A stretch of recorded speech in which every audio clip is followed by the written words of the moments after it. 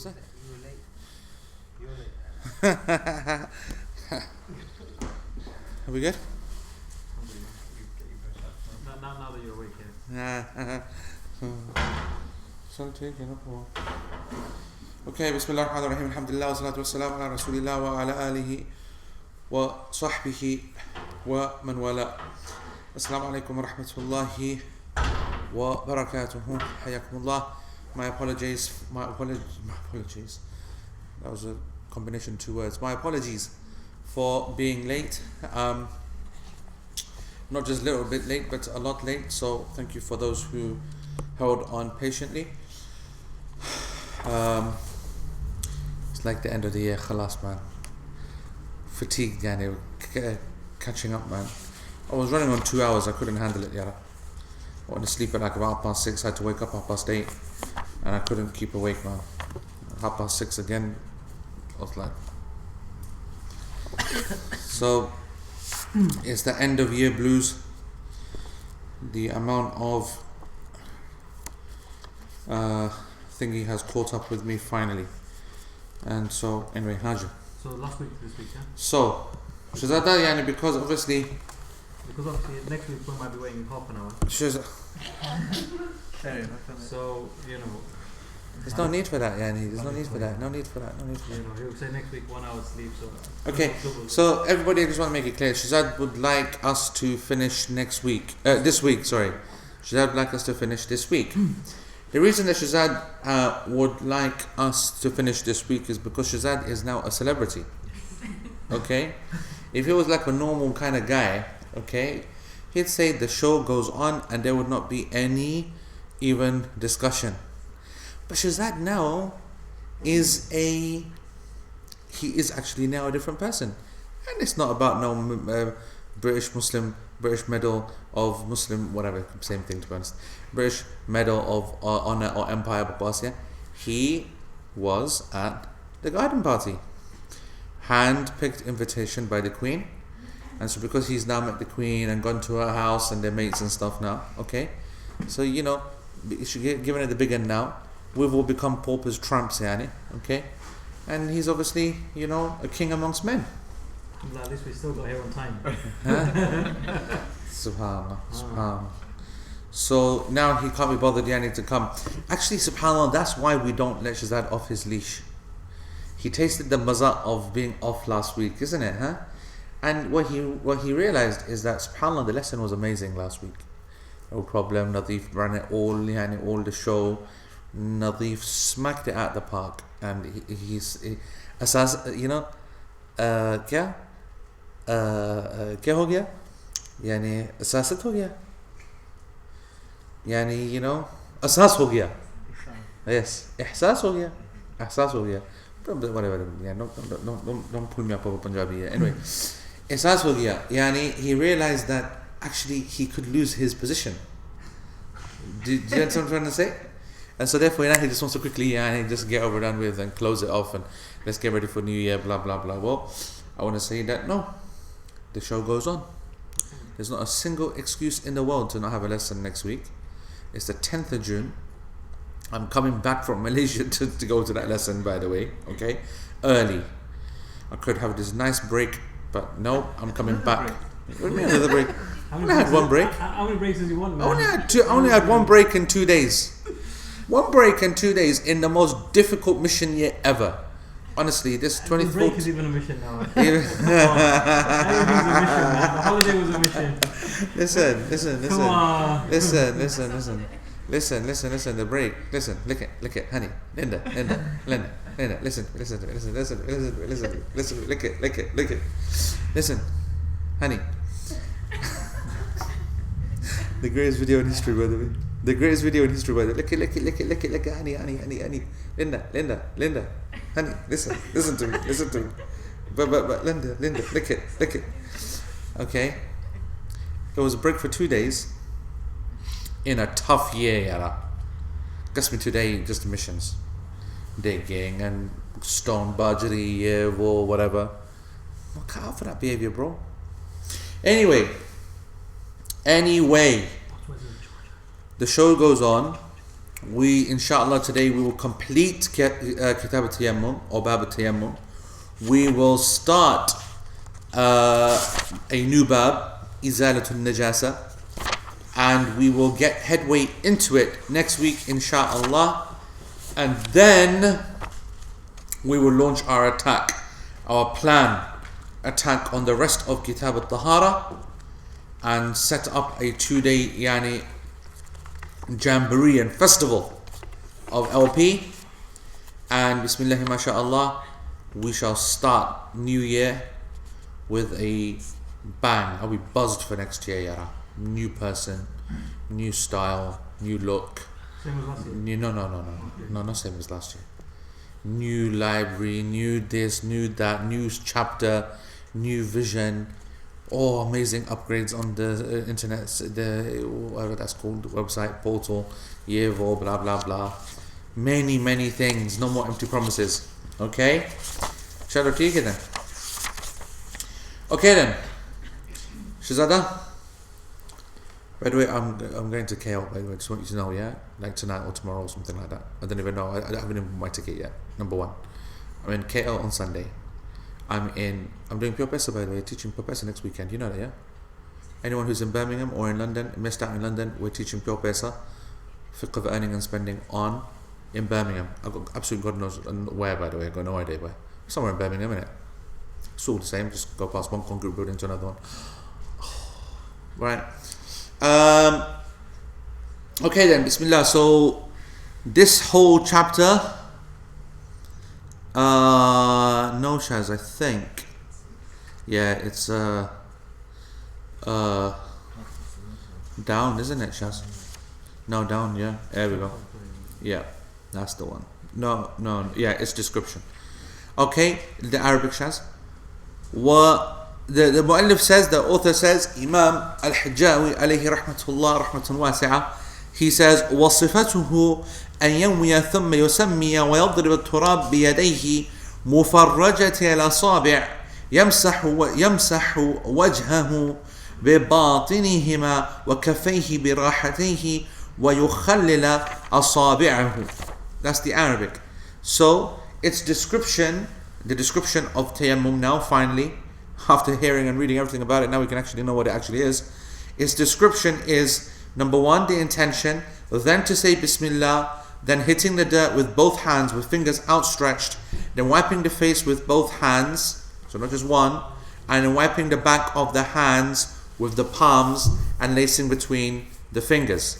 So that is the humbly position of how to describe it. Let's quickly review that. So an intention, wudu-esque, Bismillah, that's wudu-like, and then hitting the dirt with both hands, fingers outstretched, wiping the face with both hands, and wiping the back of the hands with the palms. So these are the palms. Wiping the back of the hands with the palms and lacing between the fingers. This is according to the Hanbali madhab. We want to see whether that stands up to academic scrutiny, insha'Allah. So Imam Shaykh Al-Uthaymeen alayhi rahmatullah, on page 410 of Al-Mumti', he says that the description, of course, has to be there. I mean, this is actually one of the rare times that something has been described in detail. Okay, and the reason is because it is an act of worship. An act of worship is based upon two corner pillars or two pillars. Number one, sincerity for Allah subhanahu wa ta'ala, al-ikhlasu lillahi ta'ala, and number two, al-mutaba'a lin-nabi sallallahu alayhi wa sallam, the following of the Prophet sallallahu alayhi wa sallam in that act. These are the two conditions for this act to be accepted. So this is a very useful reminder. For any act of worship, ibadah, to be accepted by Allah subhanahu wa ta'ala, it needs to fulfill two conditions. Number one, it has to be for the sake of Allah alone, not for the sake of other people, not because you're worried that they're looking at you, scared because they're going to catch you, you're feeling the pressure, praying for their sake, whatever, blah, blah, blah. That's the first thing. It has to be for Allah's sake. And the second, it has to follow the example of the Prophet ﷺ exactly. And al-mutaba'a, this following of the Prophet ﷺ, is not achieved لا تتحقق إلا إذا كانت العبادة موافقة للشرع في ستة أمور. That an act of ibadah is not following the Prophet ﷺ unless it corresponds to 6 specific things. These 6 things must correspond, then it will be considered following in the act.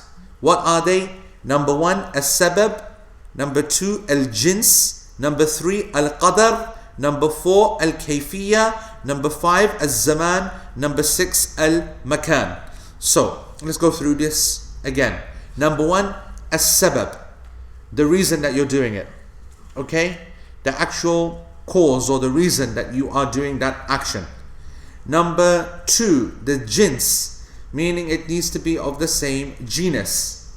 Alright? This is by the way, this is going to confuse a lot of people, and I'm telling you now, do not overthink this. Okay? Because this, what we're talking about now, is moving into that science called usul al-fiqh. Now, so much than the fiqh itself. And usul al-fiqh is its own entire science. Okay? This is from the principles of jurisprudence, which is difficult. It's the science of scholars, frankly. And these are technical facts that will confuse, and I don't want to give too much time unnecessarily to these concepts, because actually it's the conclusion which is more important than the manner of actually getting there. The scholars are really careful of making sure that people do not stray when they're following the Prophet ﷺ, and so they put down these things which, to be honest, sometimes a little bit too much, sometimes actually very, very astute observations. But al-jins, the action must be of the correct genus. Number 3, al-qadar. Al-qadar. Who can have a guess what al-qadar means here?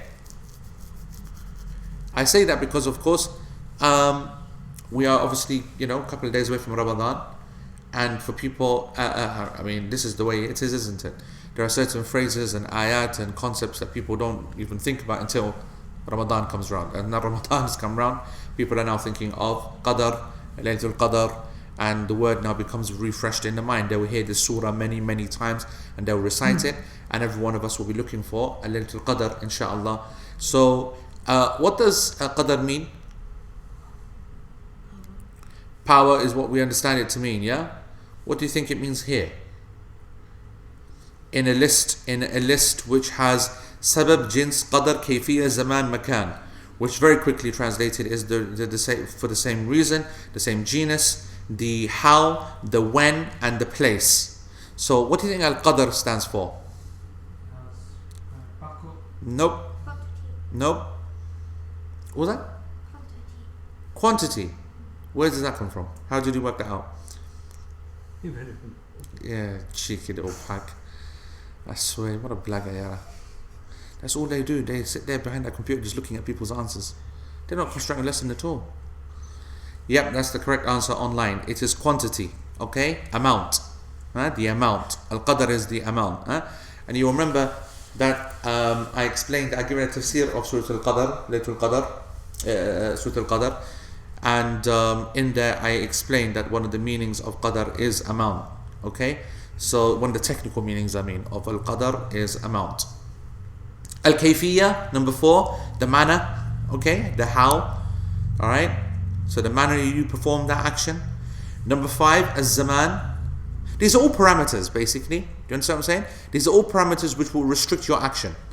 And if you tick all these boxes when you do your action, then you are ensuring that you're doing the right action. So number 5 is az-zaman, meaning the time. Like, for example, saying that I'm fasting Ramadan in the month of Dhul Hijjah will be unacceptable. Az-zaman means it must be in Ramadan to be accepted as a fast of Ramadan.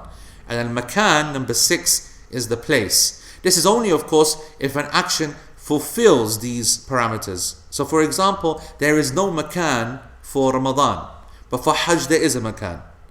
Right? And love, for example, has no qadar. But in Ramadan, it has 29 minimum, 30 maximum days. Yeah? And jins is really difficult. I can't even think of an example, so don't ask me. Alright?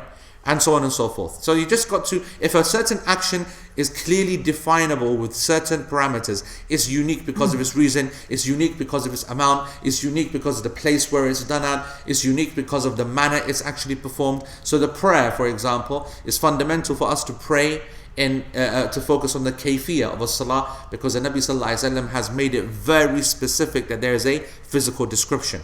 You understand? Okay.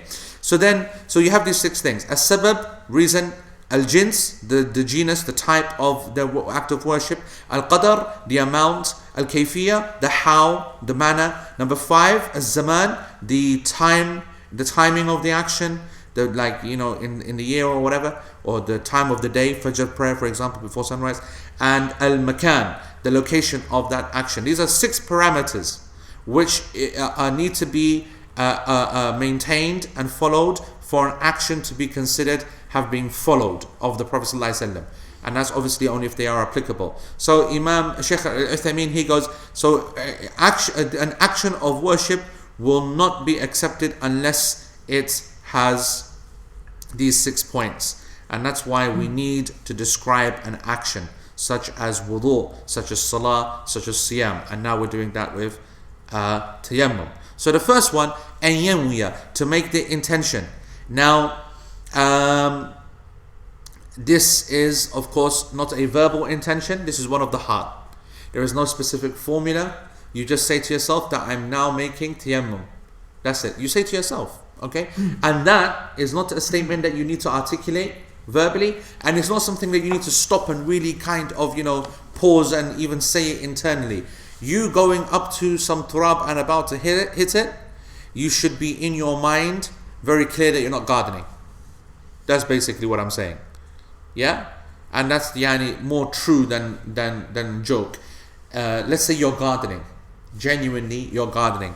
And you're in there. That's why they call green fingers, because you're doing that kind of very fine little bit of playing around, and you're in the dirt. Imagine, okay? And at the same time, there is no water and it's time for salah. The whole point that comes back to it, we've discussed it when you're in a bath, and I keep banging on about this, okay, that in nowadays when you're in a shower after a long day at work, and you know that you need a shower anyway because you're dirty and sweaty, when you're in there, your mind completely goes when the water's flowing and you're thinking about cleaning yourself. And you forget that, actually, you know what? I need to do it for Janaba as well. I need to do it for Jum'ah as well. Or I need to do it for Eid as well. I need to do it because I'm Junub, or whatever the reason is. So he needs that istihdar al-qalb, as we say, the presence of the heart to think about it. So that niyyah is important, okay? And then yusammi, okay? This is good. He mentions, he names. You look in Arabic, he doesn't say Bismillah. He goes, أن ينوي ثم يسمي. So yanwi, he makes the intention, then yusammi, he names. What he names, he means he makes the tasmiyah. What does making the tasmiyah mean? He says Bismillah. Not Bismillah ar-Rahman ar-Rahim, which is the basmala. He says the Bismillah. He says the tasmiyah, which is to just say Bismillah, which of course is a very strong point in the Hanbali madhab. As we covered in the chapter of wudu, they consider it obligatory. The majority of the scholars consider it to be a sunnah. We will take it maybe as a ruling of sunnah, however we will approach it ihtiyatan, out of safety, like it is obligatory. Okay? He said, Shaykh Uthaymeen, he says, the tasmiyah huna, to say Bismillah, is like the Bismillah in wudu. It's like the Bismillah in wudu. Okay? Same ruling, same debates. Every single debate that you want to find out and refresh yourself of, go back and look at the notes, or that we covered Bismillah in detail. They all apply here. And that's a beneficial point. Shaykh Uthaymeen is saying that this is the mubaddal, this is the replacement for the hukm of the asl. And so everything is replicated. The full debate concerning the legitimacy of Bismillah, why we say it, why we don't say it, should we do it, should we not do it, etc., etc. It is following the same ruling. So Bismillah itself is a requirement according to the Hanabila, and as I said to you before, we should practice it like it's obligatory. In ruling, it is a sunnah according to the majority of the scholars, and that's the class position. Okay, but still, as I said, practice wise, you practice it like it is obligatory as per the madhab position. وَيَضْرِبَ التُّرَابِ بِيَدَيْهِ. Okay, and then he hits the turab, the dust, and he didn't say he hits the earth, the ground. He didn't say he hits the ground. He didn't say al-ard. He said at-turab. Okay, لأنهم يشترطون التراب. Okay, because, and Shaykh Uthaymeen continues, he says, because as we saw, the Hanabila, the madhab, is that they actually condition it to be actual dirt or dust. Yeah, they don't actually consider it to be the floor. Okay, and what did we say? What did we say? We said it could be anything. It doesn't have to be actually the turab itself. It is actually the floor. Anything that can, is a surface, wall or the floor or whatever. Okay? And Shaykh Uthaymeen, he says, it is more correct to say وَيَضْرِبَ الْأَرْض سَوَاءً كَانَتْ تُرَابًا أَوْ رَمْلًا أَوْ حَجْرًا. He goes that actually what's more accurate is to say that he should hit the earth. Whether the earth is made of dust or sand or stones, what the predominant surface is. So we covered this before. We said that the tayammum is going to be valid whatever the nature of the actual surface is. It's about it being the surface. And I said to you before that if a person can't reach the earth, then it's acceptable to strike the wall. Okay, a wall is also a physical surface, a natural surface. Now you might say to me, okay, what if I am in, مثلا, I'm next to an artificial wall,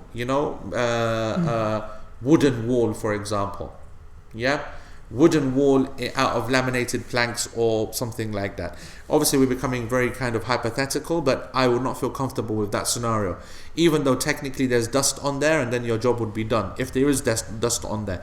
But when people say to hit a wall, what they're saying is that the wall is an extension of a natural ground. It doesn't have to be dirt and muddy and whatever. According to our position, it's about the fact that it is a surface, natural surface, with natural kind of natural either dust or sand or whatever it is, or rock or brick or plaster. And so these are natural floor surfaces as well. So it's a transfer of that. And any kind of wall that you strike, okay, I'd have no problem with. Absolutely. That's the reality, because once you put plaster on it, it starts then to hold dust. Okay, even after you paint it, it starts to hold dust. But the principle is the floor. The principle is the floor. I'm saying that you shouldn't just immediately go for the wall. With both his hands, بيديه. Okay, with both his hands. مفرجتي الأصابع. The faraj, there needs to be gaps. Okay, fingers outstretched. أي متباعدة. Fingers away from one another. Why? According to the Hanbalis, so that the dust can go in between them. Because الفقهاء يرون وجوب الاستيعاب الوجه والكفين هنا ولذلك قالوا مفرجتها الأصابع. والأحاديث الواردة عن النبي صلى الله عليه وسلم, the fuqaha, they want this to go in between the fingers, because these will be the ones that will effectively wipe the face. They want to cover the entire area. However, Shaykh Uthaymeen says that the hadith which have been narrated from the Prophet ﷺ in the manner of tayammum have never shown the stretching of the fingers. He never emphasized it. They never saw it. The companions, when they saw the Prophet ﷺ did it, they did not say that he stretched out his fingers. أنه فرج أصابعه وطهارة التيمم مبنية على التسهيل والتسامح ليست كطهارة الماء. He said that basically he wants to say that there's no need to outstretch the fingers, okay? Because the Prophet ﷺ would have done so. Now, I'll tell you something. I know people might be upset that I have not answered any questions on thingy. I am waiting for my moment. When I have my moment, I'll go brrrr, and I'll answer all these questions. But I do get to read them. I do like to, when I get a second, get an idea what's going on. And someone asked a really good question. I think it was Naila actually that asked this question. I saw it maybe 1 or 2 weeks ago. Actually, I can't remember who it was, but I just think it was her. I'm not sure. And she said that Shaykh Uthaymeen in a previous point also stated that we will do, and I can't remember what the point was either, but it was we do a certain action in tayammum this way because of the difficulty, or because it's not meant to make things difficult and we should be easy. And she's like, well, there is no extra doing anything. You're striking the earth anyway. You're there anyway. You might be doing X, you might be doing Y, but you're not doing anything to increase the difficulty factor.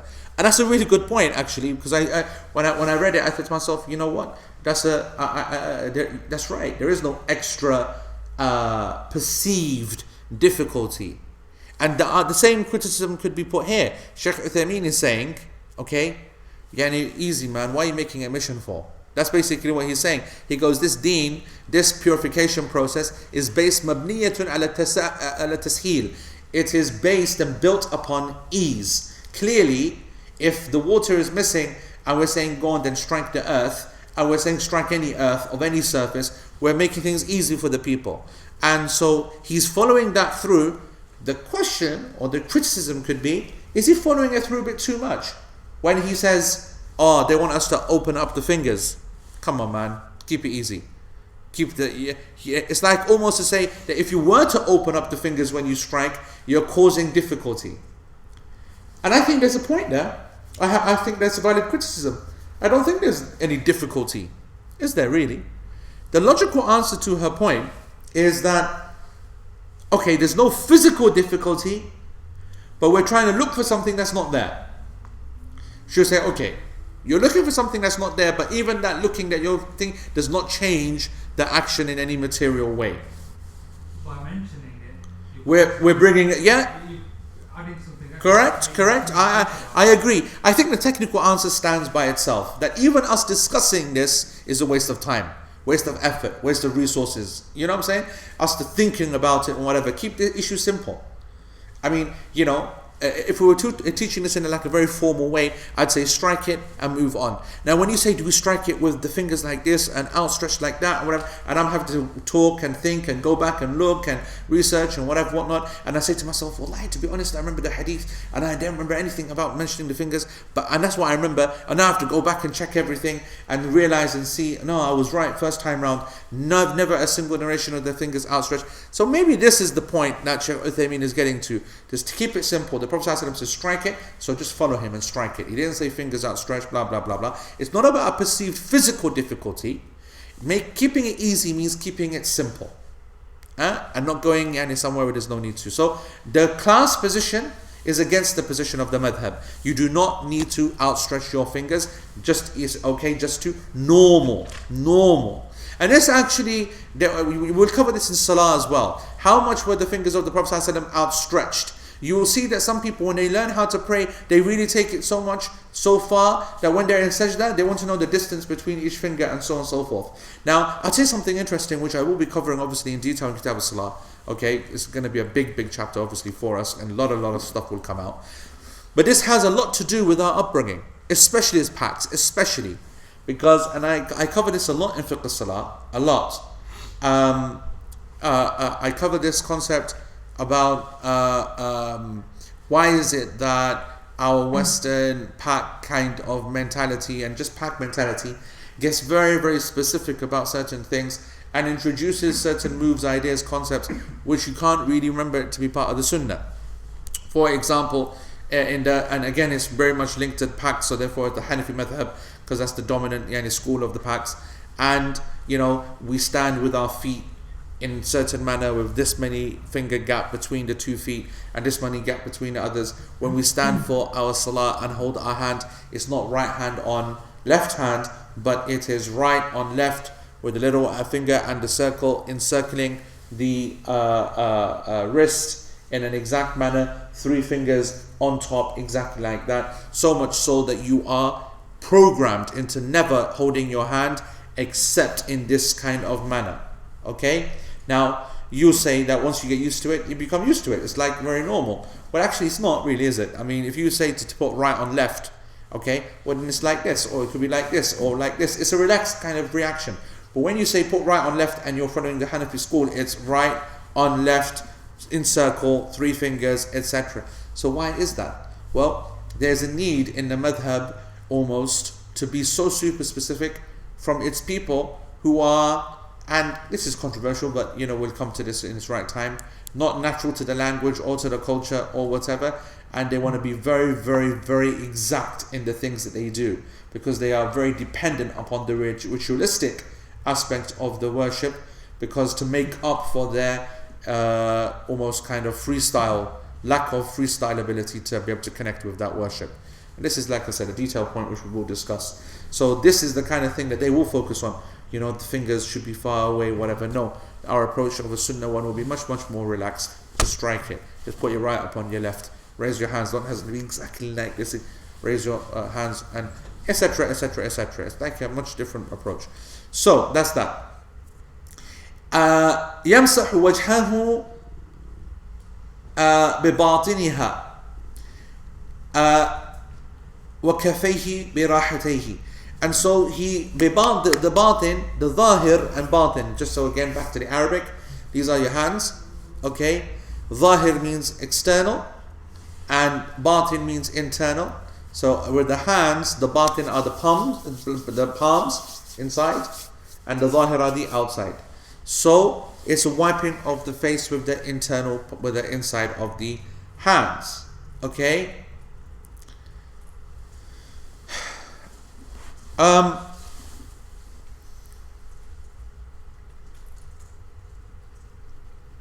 would you translate it? Hitting the dirt with both hands with fingers outstretched, wiping the face with both hands, and wiping the back of the hands with the palms.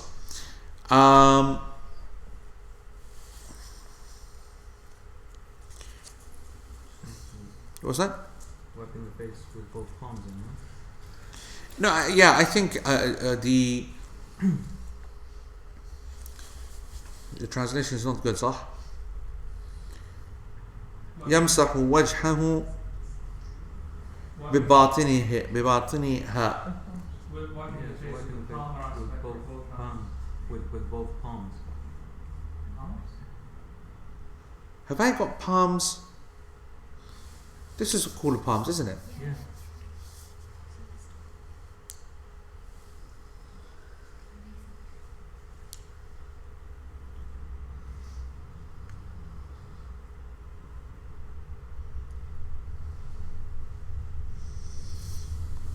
Why am I not translating? Why do I not feel comfortable with this translation? Let me just read the Arabic, and you guys help me out here, okay? وَيَضْرِبَ التُّرَابِ. He hits the earth بِيَدَيْهِ with his two hands مُفَرَّجَةِ الْأَصَابِعِ fingers outstretched. يَمْسَحُ وَجْهَهُ بِبَاطِنِهَا.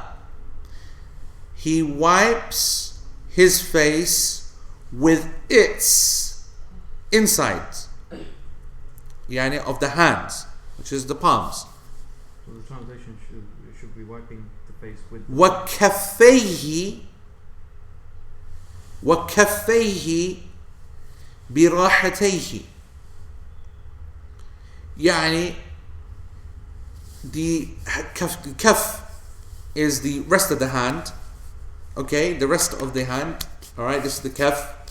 براحتيه, inside of the hands again. يعني the rahatayhi, his two palms. Yeah, so wiping the face with both palms and wiping the back of the hands with the palms and releasing between the fingers. It's just you use hands instead of palms.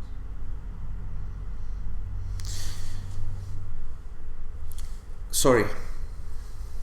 Okay, this is my mistake. I've now realized why I didn't feel right. Okay.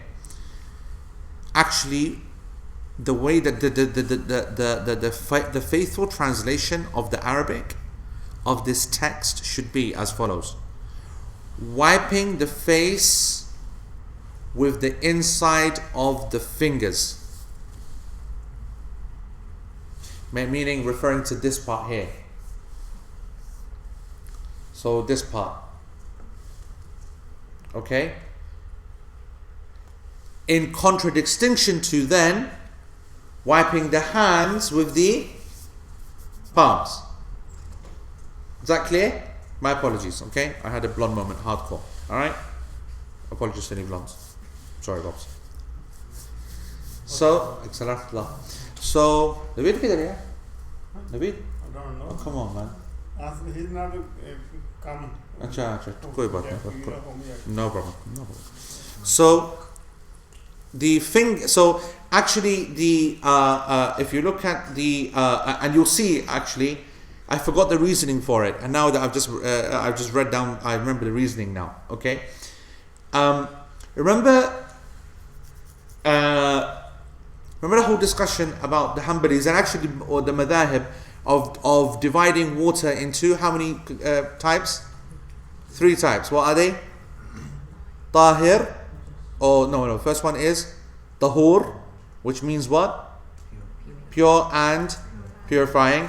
Tahir, which means pure but not purifying. You can't make wudu with it, but you can drink it, you can do something else to it. And najis, yes? And what did we say? They apply the same ruling to? We covered this a couple of weeks ago. We said they apply the same ruling to dirt. Okay? And what did we say? That these things can only be of 2 states. They are pure and purifying, and they are najis. Yes? So the idea is that if we are not exact here, this is what the Hanbali school is saying. If we are not exact, and we say, wipe the face with the hands and wipe the hands with the hands, then you will wipe your hands with dirt which has already been used. Do you understand? So if you have just struck the floor with your hands, okay, so this is the earth, for example, just like a plan view, this is the floor, and you strike, okay? Yeah. So what happens? You make contact where?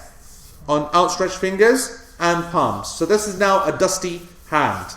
A dusty hand which is covering from the bottom up of the wrist all the way to the fingers. All covered in now dirt. The Hanbalis want to make sure that a certain aspect of this hand is not used twice in the purification process. Otherwise it will be used. Remember, what did we say? How did the madhab differentiate between tahur and tahir?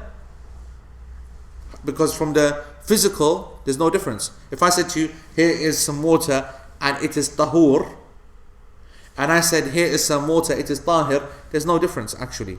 It's exactly the same. So what did they say? They said it's a spiritual difference, right? They said that it's been used in something already. The spiritual point is hukman, it was used in purification, it can't be used again, one time only. We said there's no evidence for that. So therefore what they say is that because you've got now dusty hands, when you wipe your face, you wipe your hands with you wipe your face with your fingers like this. So watch me here. So you do this, and you haven't used your hands, and now you wipe the hands, rest of the entire hand using the palms. So dust got used here for the face, palms got used. You understand that? That's their rationale. Of course it's over the top. That's exactly what Shaykh Uthaymeen says. Where's the evidence for that? We saw the Prophet ﷺ strike the thing with both hands and wipe the face and wipe the hands. We didn't see him bend his fingers out, only use his fingers. We didn't see him, and this is important. These are important lessons because the companions, don't forget, they don't miss a trick. And this deen, the Prophet ﷺ, is super specific when he wants to be. This is not an issue of laziness. If the Prophet ﷺ wants us to do something specific, he tells us. He could have said, you know what, you've just woken up, and I know that Fajr is really late and sunrise is about to happen. You can say, I'll go on and pray anyway. Because you made the effort, isn't it? You made the efforts. No, the Prophet ﷺ still said that sunrise is sunrise. It rises amongst the horns of the devil, and that's a cut-off point. I don't care how much great job you did waking up so early. That's Fajr time gone. There are technical aspects to the religion. It has parameters. It has rules. And so when the Prophet ﷺ wants to be specific, he's specific. And when he's not specific, it's because he doesn't want to be specific. It's not because he forgets, or he just wants people to kind of take it in a lax way. No, the matter is a simple one. Strike, wipe the face, wipe the hands. Alright? Okay? So Shaykh here says, he covers this. He goes, this is all based upon the idea, this whole division of the hand into 2 parts, wiping the face with the fingers, and then wiping the hands with the palms, because he doesn't want, the Hanbalis do not want the palms to touch the face, because that would then make the dust on the palms used, and then when you then wipe with your hands, it would become used. And used is the key word. Used is what changes something from tahur to tahir. That's what it does. Okay?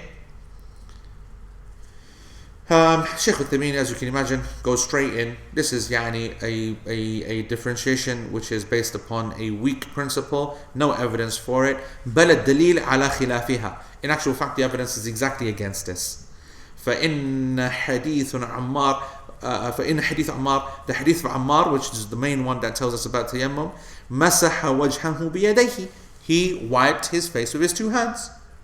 بدون تفصيل. Didn't give any details or any differentiation. وعلى هذا فنقول, you will wipe your face with your hands. You will wipe your hands with your hands. You will not need to differentiate and compartmentalize your fingers or anything like that. Next, and then ويخلل أصابعه, and he will interlace between the fingers. Interlock or interlace? Interlace, yeah. Go and do the whole thing. And where does that come from? In our wudu, we do that, yes? To make sure what happens? That it's wetted, yeah? Water gets everywhere. Sunnah to do it with the feet, little finger, okay, to go through. This was narrated from the companions and so on and so forth. Here, the Hanbali scholars, they are actually bringing in this as a matter of wujub. So they say it's obligatory to actually go in between the fingers, okay? Did I just say wujub? Sorry. And in the, I beg your pardon, in the wudu, when you're making wudu, it is mustahab. It is mustahab. It is only recommended to go through it with water. Why is it only recommended? Because it's going to happen anyway. That's why. Okay? The doing it of the thing, the doing with it of the fingers is just to make sure. But the reality is that once you put your hands in water, or once you pour water over your hands, it is very likely to go everywhere, because that's the nature of water. It just moves all over the place. And so the interlacing is something which is not necessary, because it's probably going to be covered anyway, feet and hands. However, they consider it obligatory in tayammum because the nature of dust is not like that. Dust is only going to go to where you make it go. So they want you to actually spread that dust in between your fingers, so that your fingers become this kind of complete purifying kind of tools. Okay? Does that make sense? Okay? What do we say? Shaykh Uthaymeen says, وَنَحْنُ نَقُولُ إِثْبَاتُ التَّخْلِيلِ وَلَوْ السُّنَّةِ, that to force people to make takhleel, this interlacing, even though the act of interlacing is sunnah, okay, because the Prophet ﷺ did it with his fingers, the Prophet ﷺ did it with the beard, okay, we know all about this. Well, to be honest, fihi nadar, I think there's more to it than meets the eye. That's what fihi nadar means, okay? لأن الرسول صلى الله عليه وسلم في حديث عمار لم يخلل أصابعه. In the hadith of Ammar, he never interlaced his fingers. He explained exactly what happened. Ammar explained exactly what happened. He just hit the floor, wiped his face, and he wiped his hands. He did not make interlacing between the fingers. Now, if it is said, if it is argued, someone scholar says, no, it doesn't matter if the Prophet ﷺ didn't say here, it's covered in the other hadith, the hadith of Laqit ibn Sabra, okay, the famous hadith, which is أسبغ الوضوء وخلل بين الأصابع وبالغ في الاستنشاق. This hadith, of course, the famous one, authentic hadith where the Prophet ﷺ said, perfect your wudu. أسبغ الوضوء, overcompensate in your wudu. Perfect it, make sure you do it properly. وخلل بين الأصابع, and interlace between the fingers. وبالغ في الاستنشاق, and exaggerate in your istinshaq, your rinsing of your nose and your mouth. We discussed this in wudu. There's no comparison between, proper pack way of, smack it all out, snuff it in, snuff it all out, and like the modern log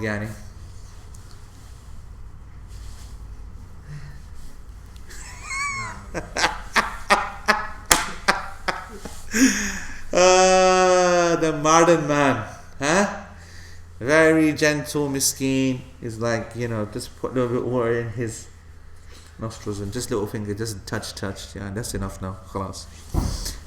يعني بالغ and obviously the water as well. You know, just a little bit. You know, like do it like my dad does, which is.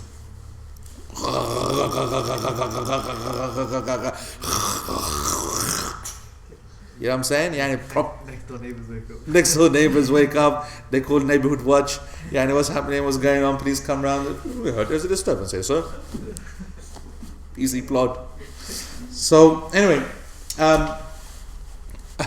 so obviously this hadith is in its place and it's correct because of course it's covering the entire details of the thing. So what are they saying? They're saying that there you go. The hadith has already established that when you're making wudu, you must interlace between fingers, you must exaggerate in this, you must exaggerate in that. Well, Shaykh Uthaymeen, he says, no, this is clearly about water and this is about dust. You cannot compare. We don't even have istinshaq. We have nothing where we blow into our nose or sniff up into our nose or sniff out. You can't make the comparison. There's no direct comparison between this hadith and so on. So he goes, therefore, fi nafsi shay. I have something in my heart against this idea that it is recommended to make tayammum, to make a takhleel in tayammum. I'm not happy with the idea, he's basically saying. And my reasons are two. Number one, it's not been narrated from the Prophet ﷺ. Okay? It's not been narrated from the Prophet ﷺ. Number two, I like this statement. He goes, tayammum intrinsically is built upon ease and kind of like concession and kind of like, you know, taking it easy and a solution in a difficult scenario. So why are we making it more difficult and more detailed and bringing all these scenarios in? It's the concession to an act of worship. It's clearly been made so. Yani what he's trying to say, and I like this. Okay, he goes, listen, let's just stop here for a second. He's saying that, you know, when you're saying that, you know, make takhleel. Listen very carefully to this part. He goes, you know, when you're saying we're going to make takhleel and whatever, these are the same people who say that when you wipe the face, you should also put your fingers through the beard. Okay? Now, hold on. If it's water, it makes sense because it's clean. It cleans. Dust ain't cleaning nothing. Sah? Dust is not cleaning. Right? This is a spiritual process. Alright? A spiritual process which is not actually going to do anything for your fingers or your beard, and so we don't, you know, we do it as an act of worship, not as actually thinking that the dust is some kind of new age kind of cleansing agent, you know, and so it's got to get everywhere, it's got to get here, and it's cleaning the fingers and so on and so forth. Okay.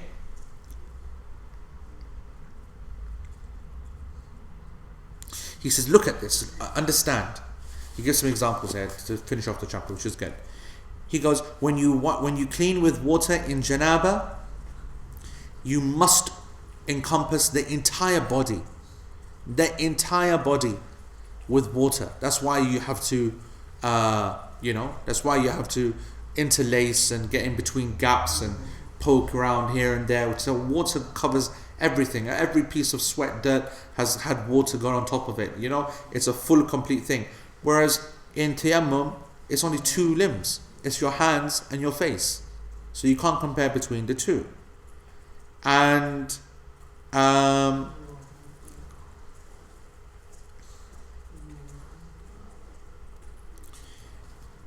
he goes, it's not obligatory to get the turab to the skin. You know, if we said before that if a person has a light beard, what has to happen when they're making wudu? Has to get it to the skin, has to rub it.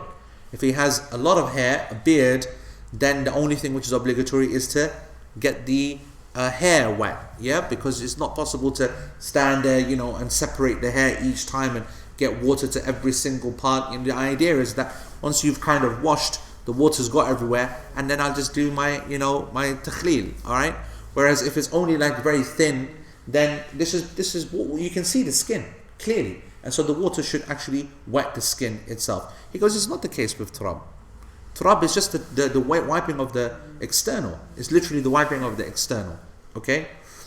By the way, just in case you're wondering, the beard is part of the wiping. no takhleel.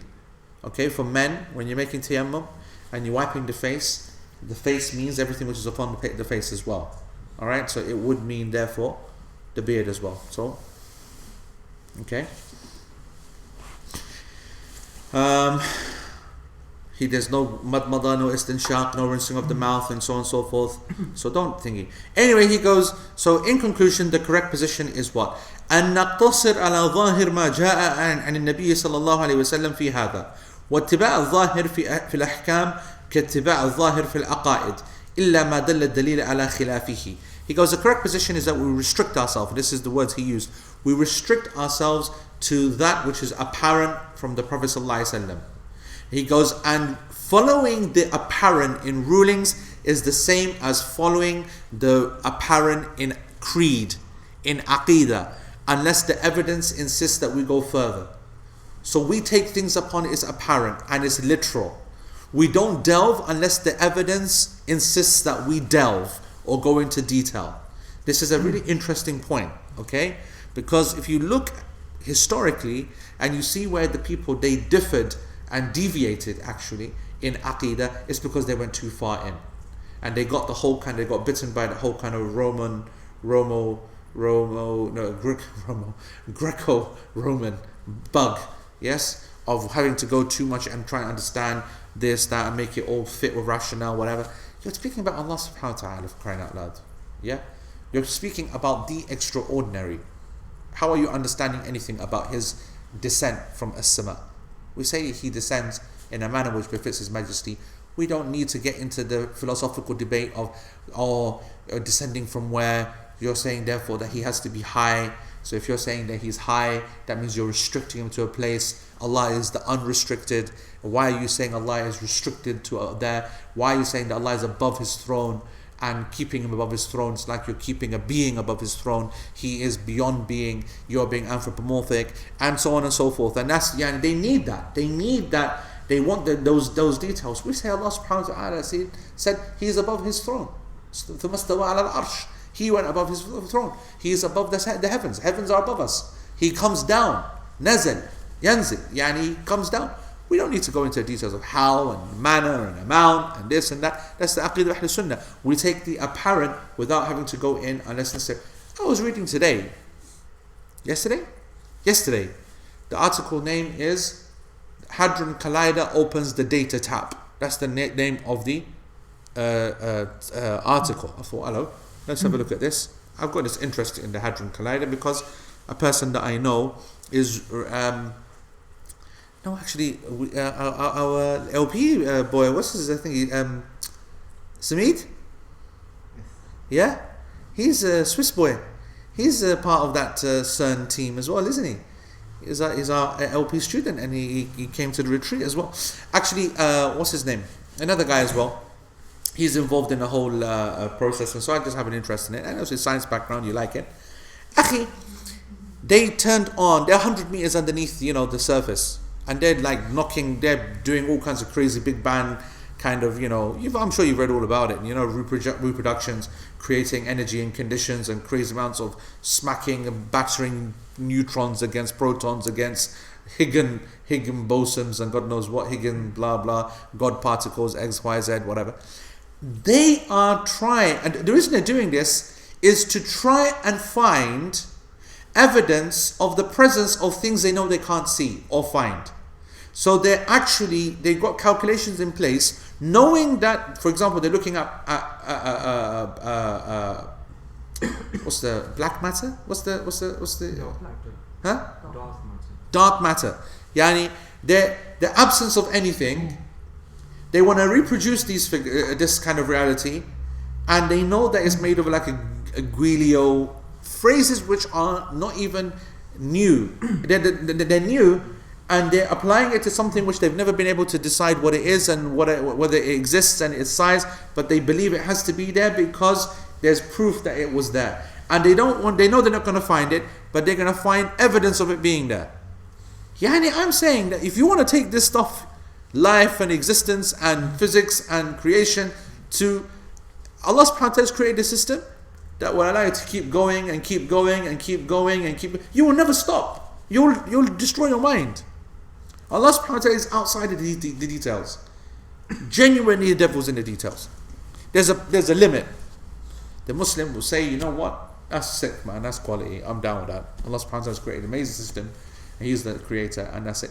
These people, they paid hundreds of billions of pounds to create this system just to try and find something which they know they can't actually find. And it's one aspect of science, of one aspect of the universe, of one aspect of creation. Yani, what about the rest of it? Yani, honestly, it's mind blowing. So, I'm saying this is a really important point that he says. We follow the Zahir in our Aqidah unless we have to. لكن اتباع الظاهر في العقائد أوكد.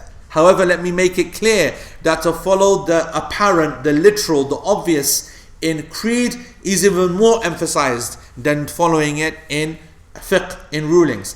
لأنها أمور غيبية, because these are matters of the ghaib. These are matters of the unseen when it comes to the creed. You're believing in statements and things that you never can ascertain by a scientific method or by the empirical mind or by academic inquiry. It's from the unseen. There's لا مجال للعقل فيها. There's no space for the logic to try and work it out. There's no space. لا مجال للعقل فيها. There's no place for the aql to start trying to work it out. بخلاف الأحكام. Unlike rulings, which is all about aql, common sense things here and there, certain few things are an exception, but most of it is based upon logic and common sense and this and that. And that's why he says, فَإِنَّ الْعَقْلِ يَدْخُلُ فِيهَا أَحْيَانًا. Sometimes you can use the aql, you can logically understand past, others you can't. Like this dust, it's a worship, okay? فَالْكَيْفِيَّةِ عِنْدِي الَّتِي تُوَافِقْ ظَاهِرِ السُنَّةِ. So therefore, in conclusion, the manner of tayammum, أن تضرب الأرض بيديك ضربة واحدة بلا تفريج الأصابع.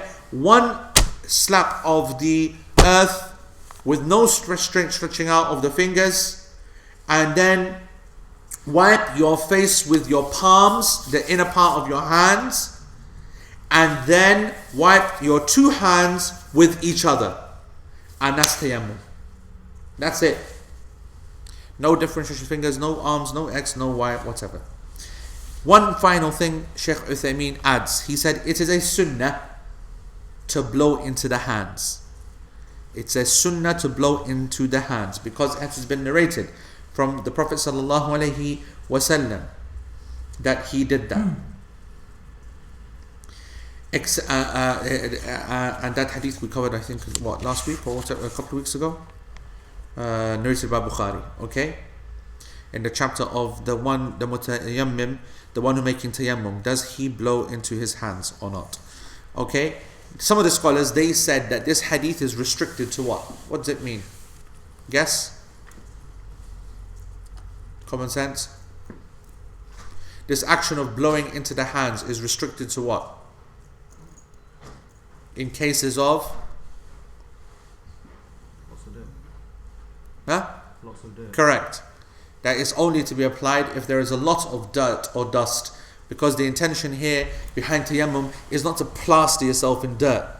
So they said that, the Prophet ﷺ, when he did that, this is obviously their own rationale. They're saying that the Prophet ﷺ, when he did this, he did it because there was too much that had been collected on his hands, and the idea not to cake yourself in dirt. Yeah? And so that's okay. That's possible. And I have to say that I believe that as well. I don't think that the blowing is part of the spiritual act. I think the blowing is the sunnah to basically emphasize to us that, listen, it's not about getting dust everywhere, whatever, whatnot. In actual fact, it's the exact opposite. If there is a lot of dust in your hands, we've seen the Prophet ﷺ blow away the dust. You know what I'm saying? So just strike it. Don't worry about having to get fully and spread and cover when you strike your surface. Strike easy, wipe easy, off you go.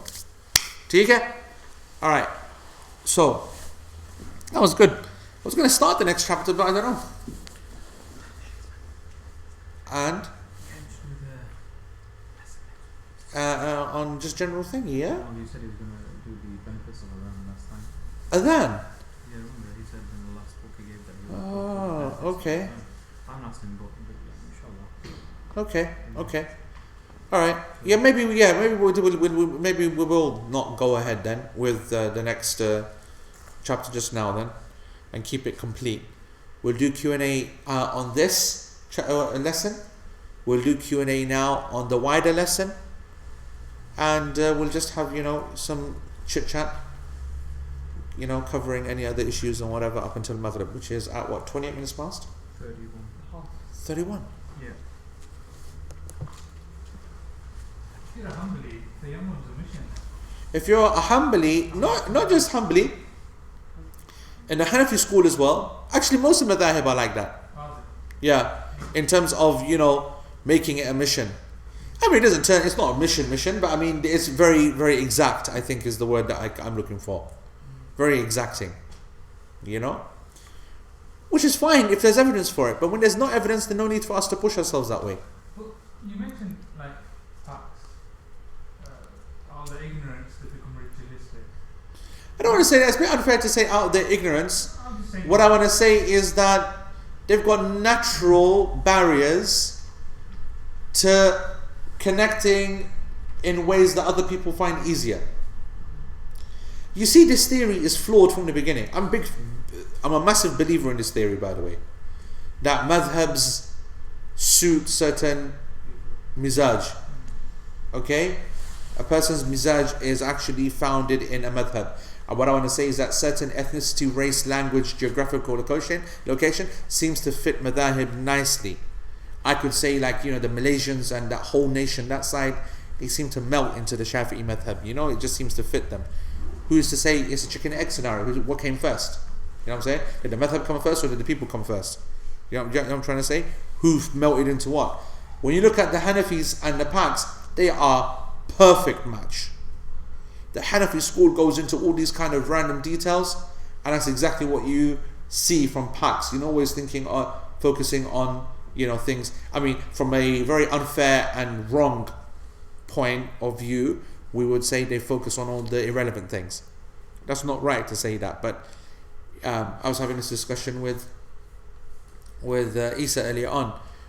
All his mates at school are saying to him, "Hey, did you do Shab Barat last night? Did you do Shab Barat last night?" Yeah, that's what we remember from our childhood as well. That's what we remember even now. Most non-practicing people don't mention Islam at all throughout the entire year until Shab Barat comes. Right? The irony is not lost upon you. Shab Barat, first of all, some scholars said it's bid'ah. Some scholars said it is fabricated. Some said it is a sunnah, which is the very minority. In fact, hardly anyone. And some said that it's permissible because some of the Salaf did it, which is the position of Ibn Taymiyyah. And I'm chill on the whole thing. I personally don't practice it. I think it's closer to bid'ah than it's not. But it's not a biggie. But I just want to say that there is a strong body of evidence, the one that I follow, is that it is not a sunnah act of the Prophet ﷺ at all. The hadith are not authentic on the matter. But the people, the nation, the Paks, okay? But then that's where the theory flaws, because there are others outside the Pak, Indo-Pak kind of nation, Arabs as well, that really go for it as well. It's just an idea that they focus on something of the irrelevant. Of course, no act of worship is irrelevant, but compared to Fajr, it's irrelevant, man. One Fajr in a year compared to making tahajjud on this night, hoping that you are saved, there's no comparison. 1,000 Shab Barat cannot equal one Fajr missed. 1,000 Shab Barat all night is not equal to one Fajr missed, or one Isha missed, or X, Y, Z. It's the nature of people that do not connect to the religion naturally to focus on details which are irrelevant in the bigger picture. And that is a very harsh kind of appraisal, but I'm saying that this human nature is something that we will recognize as Pak behavior, right? And lo and behold, they have a madhab which it kind of services out their needs. Now that's just not the Hanafi madhab, that's actually all the madhab. But I'm just saying that you will see certain kind of congruence when you study it in a thingy way. But I don't want to talk about this too much now, because this is going to because in fiqh as-salah we're going to really go into this in the prayer aspect. What is Shab Barat? The hadith Shab Barat is the Pak Urdu version, the night of the middle of Sha'ban, Laylatul Nisf min Sha'ban. So the 15th night, the halfway period between the month of Sha'ban, which is what we're in now, a few days left before Ramadan. The 15th night, one should make dua and pray on this night in the hope that they will be forgiven by Allah subhanahu wa ta'ala. The hadith says that on this night, Allah subhanahu wa ta'ala forgives those people on the earth, every single person other than those that are, unless they are people who are arguing and fighting amongst one another, have hiqat in their hearts, and frees the most amount of people from the hellfire. This hadith is a lot of weakness. I'm not saying that. I mean, that's a scholarly point of view from across the madhahib. I was reading something from Sheikh Yunus, one of the Indian Deobandi kind of muhaddithin. He said both hadith, all hadith on the chapter are fabricated. And he's a hadith scholar, alim, yani Sheikh al-Hadith. Yani. So this is a cross madhab issue. It's not about madhab. It's about an academic matter. Is it authentic? Is it not? Like I said, there's space for this practice. There's space. There's enough there to not criticize people who do it. But is it sunnah? The Prophet ﷺ definitely never did anything. We don't have any evidence for that. Neither did the companions. But anyway, we get sidetracked. What other questions did we have on this chapter? Specific. Anything on tayammum? What's online, bro? We said that the class position, if one is in salah and the reason for tayammum is gone, then we should break salah and make wudu proper. Looking back. Say that again. We said that the class position is that if you are in the prayer and the reason for tayammum is gone, then we should break salah and make wudu proper. Because the water comes back on, the water becomes thingy. We said that the safest position is this, and we said that of course the difficulty of saying the safest position is that here is a bit difficult, because the safest position theoretically would be to maintain your obligation. Because remember we said that if you're praying, just to give you an example, just to make this example clear, if I'm praying my dhuhr prayer at home, obligatory dhuhr prayer at home, and someone knocks on the door, okay, and this is a person that you've been waiting all day for, it's the delivery guy. Now your waswasa is that what break the prayer or speed up the prayer, yeah, and that's the waswasa, isn't it? That's the pressure that you feel upon yourself, yeah.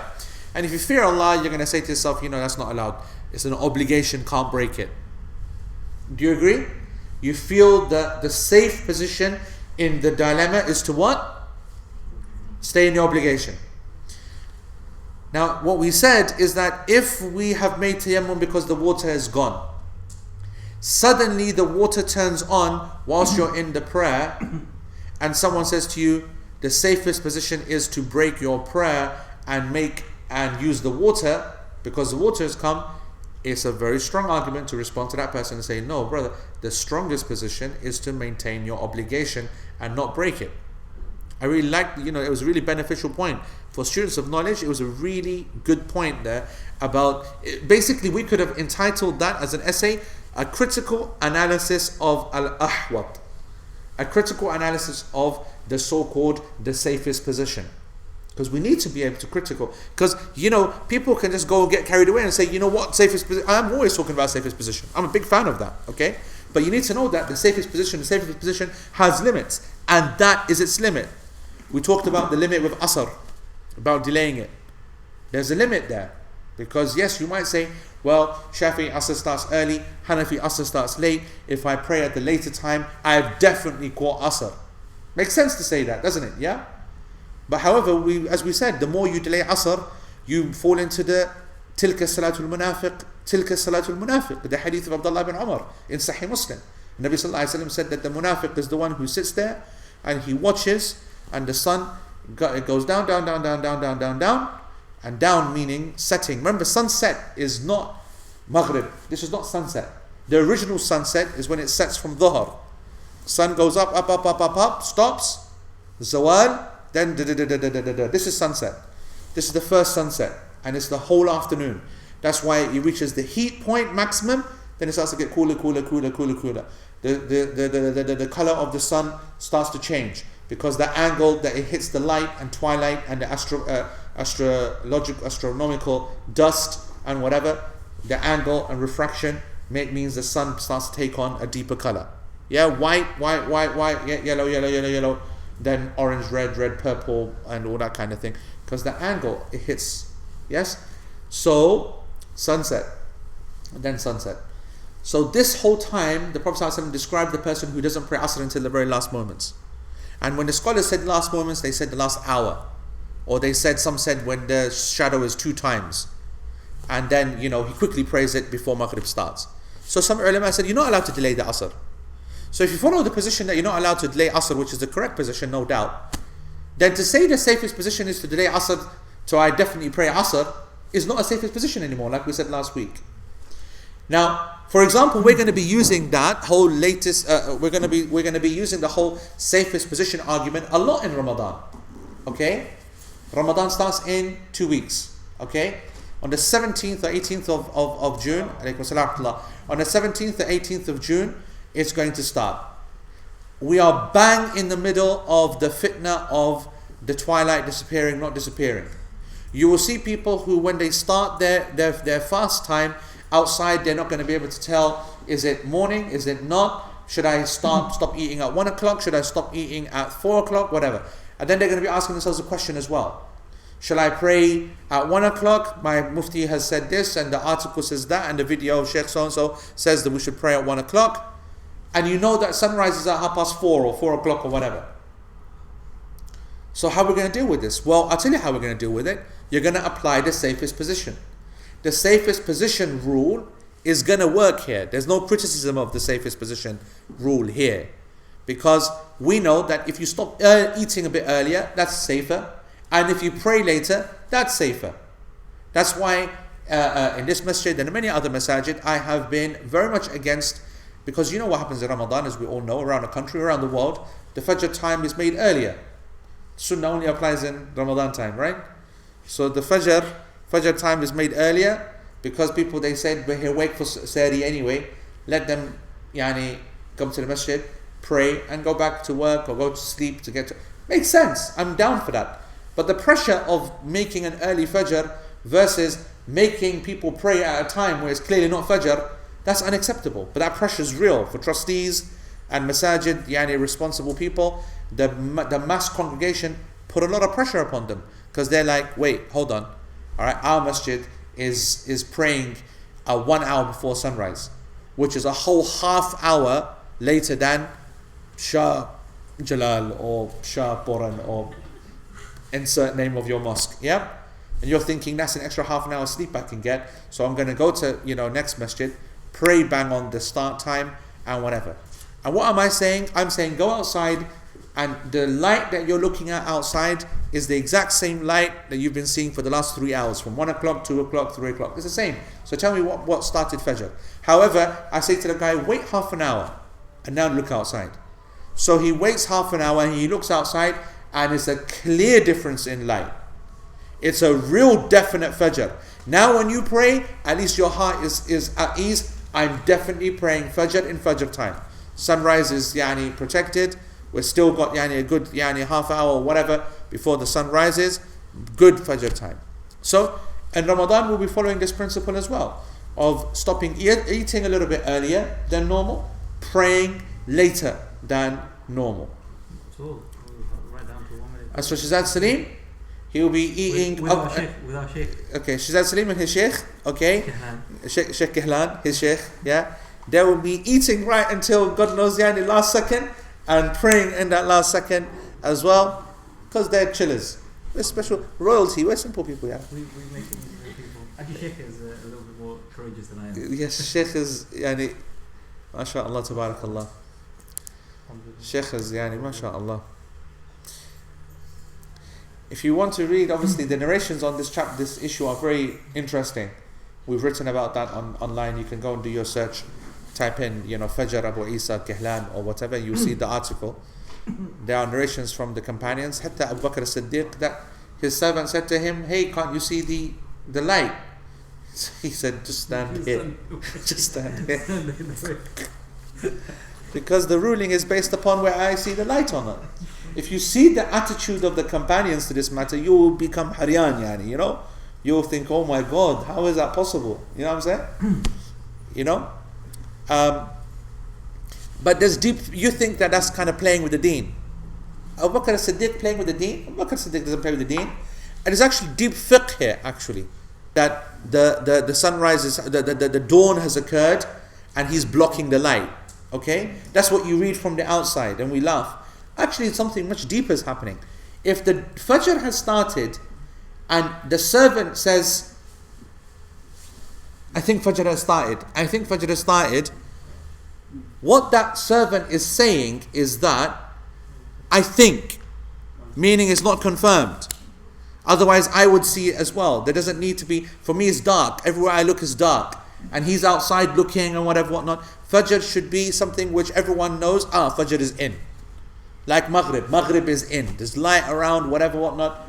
Wait for the sun to set proper. So we know. And it's obvious. So, I'm just saying that when Sayyidina Abu Bakr Siddiq says that until I see it, until it becomes clear, until the light comes in, I'm going to carry on. There's actually fiqh behind the fun. Anything else left? Time. Okay. Time for Maghrib. So inshallah next week we will have our final lesson. Same time, yeah. And what was I going to say?